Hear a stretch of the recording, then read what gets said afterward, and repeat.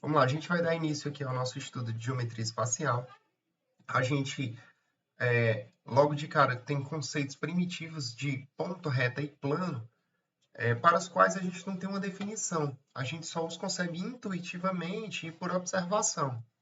Então, repito, para ponto, reta e plano, a gente admite que esses entes matemáticos existem, mas a gente não consegue uma definição formal que os represente, certo? A gente consegue sim uma definição para espaço.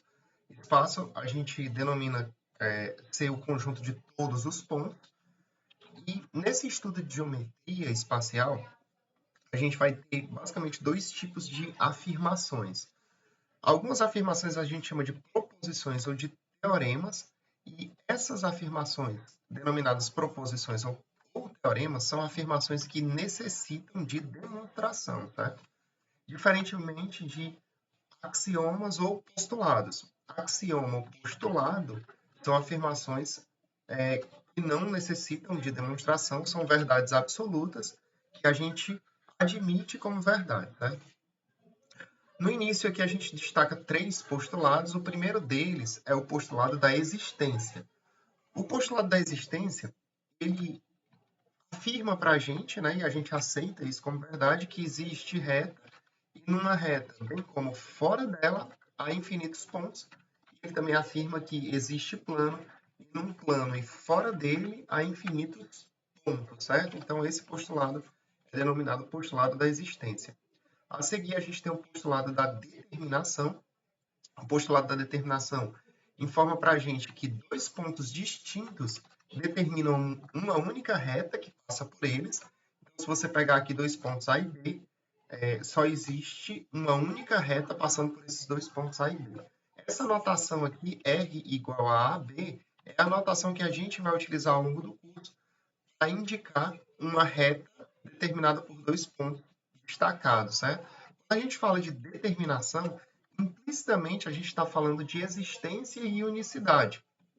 Se você diz que uma reta R é determinada por dois pontos A e B, significa que essa reta R de fato existe e que ela é única. De modo que, se você pegar outra reta passando por esses dois pontos A e B, essa reta na prática será uma reta igual à reta R ou uma reta coincidente à reta R, certo? A gente também tem ainda no postulado da determinação que três pontos não colineares, eles determinam um único plano que passa por eles.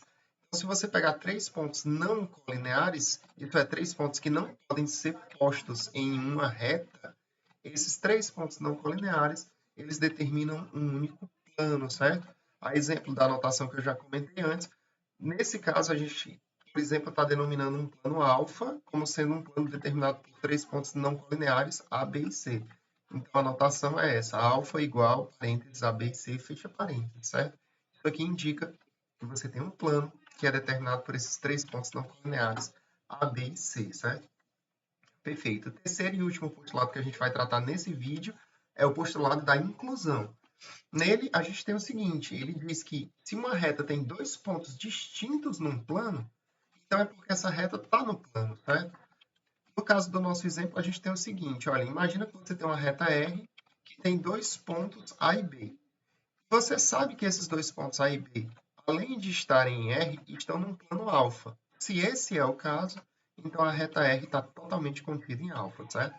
Isso é, se você tem por hipótese que dois pontos A e B estão em R e estão em alfa, então você tem como conclusão que a reta R está totalmente contida em alfa.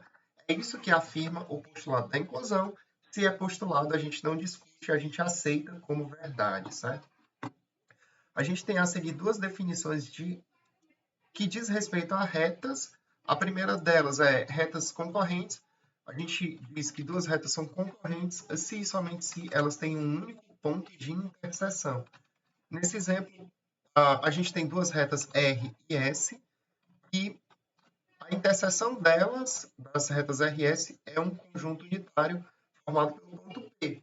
Nesse caso, essas duas retas R e S, elas só têm um único ponto em comum. Então, quando isso acontece, a gente denomina essas retas R e S de retas concorrentes. Já retas paralelas são denominadas da seguinte forma, são definidas da seguinte forma.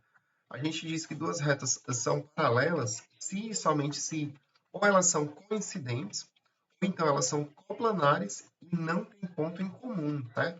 Então, por exemplo, se você tem duas retas C e D que são coincidentes, enfim, se elas são coincidentes, em particular elas vão ser coplanares, certo? Então, se você tem duas retas C e D que são coincidentes, em particular essas retas serão paralelas. Outra possibilidade para as retas serem paralelas é esse caso aqui. Você tem duas retas A e B, que são coplanares e têm interseção vazia. Duas retas A e B que são coplanares e têm interseção vazia também são denominadas de retas paralelas, certo? Bacana. Então, essas são as duas primeiras definições de retas. A gente vai tratar um pouquinho a seguir, né, no nosso estudo de geometria espacial, de determinação de plano. A gente tem basicamente 4 modos de determinar plano. O primeiro deles, o primeiro modo, é o postulado da determinação que a gente acabou de falar dele, certo? A gente já viu que um modo de determinar plano é considerando 3 pontos não colineares. 3 pontos não colineares determinam um plano. Para esse primeiro modo, a gente não tem que provar nada, certo? Porque esse primeiro modo advém de um postulado. Postulado a gente aceita como verdade. Então, não há o que se discutir desse primeiro modo de determinar plano. Agora, os demais modos, para cada um deles, a gente vai ter que provar um teorema que, de fato, permita concluir o que eles afirmam, certo? Então, no primeiro modo, não provaremos nada, mas a gente verificar um segundo modo de determinação de plano, que é esse, que afirma que um plano pode ser determinado por uma reta e por um ponto fora dela, a gente vai provar um teorema, bem como a gente vai provar outro teorema para esse terceiro modo, dizendo que duas retas concorrentes determinam um plano, e a gente ainda tem um quarto modo, que afirma que duas retas paralelas e distintas determinam um plano, certo? Então, no primeiro modo a gente não tem que fazer nada, nos demais modos a gente vai provar um teorema para cada, certo? Então, o que a gente vai fazer? Eu vou encerrar esse primeiro vídeo agora, e nos vídeos subsequentes a gente vai ver, em cada um dos vídeos, eu vou fazer um vídeo para cada módulo aqui, provando essas formas adicionais de você determinar plano, certo? Então, o próximo vídeo, especificamente, vai tratar desse segundo modo, certo? A gente vai provar no próximo vídeo que um plano pode ser determinado por uma reta e por um ponto fora dela. Depois a gente vai fazer outro vídeo para provar o terceiro modo e depois mais um para provar o quarto modo. E depois a gente continua com os demais conceitos de geometria espacial, certo? Então, eu vejo vocês em um próximo vídeo. Até mais!